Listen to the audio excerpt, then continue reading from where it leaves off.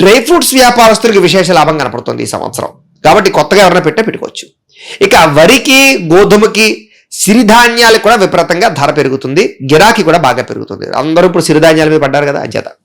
ఇక సైన్యాధిపతి కూడా రెవవుతున్నాడు కదా ఈ సంవత్సరం. ఆ కారణంగా ఎలా ఉండబోతుంది అంటే కనుక ముఖ్యంగా కేంద్ర ప్రభుత్వం సైన్యానికి విశేషమైనటువంటి ఆయుధాలు సమకూరుస్తుంది.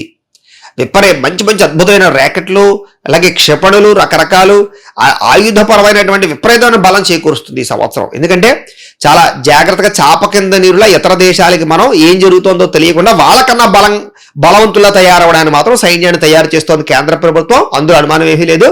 ఎప్పుడో ఒక్కసారి ఆ రెండరా చూసుకుందాం అని ఎంత దేశంతోటైనా సరే దేనికైనా సిద్ధం చేసి వాళ్ళని ఎలా వంచాలో ఎలా గుద్దాలో అలా గుద్దుతుంది. ఎందుకంటే పక్కనుండే చైనా కానీ లేదా మనల్ని కంట్రోల్ చేస్తున్న అమెరికా కానీ కొన్ని రకాల రష్యాలు కానీ ఇవన్నీ కూడా ఆయుధపరమైనటువంటి బలంతో మనల్ని ఆడుకోవడానికి ప్రయత్నం చేస్తున్నాయి. మిగతా చిన్న చిన్న దేశాలతో ఆడుకుంటున్నాయి. కాబట్టి ఇది చాలా ముఖ్యం. కాబట్టి చాలా జాగ్రత్తగా ఎవరి నుంచి దిగుమతి చేసుకోకుండా ఇక్కడే తయారు చేసేటటువంటి మేక్ ఇన్ ఇండియా ఉద్యమం ద్వారా అనేక ఆయుధాలు తయారు చేయగలిగి అన్ని రకాల దేశాలకి కూడా దెబ్బ కొడుతుంది, ఎక్స్పోర్ట్ కూడా చేస్తుంది మన దేశం. దానికి విపరీతంగా సన్నద్ధం అవుతుంది ఈ సంవత్సరం.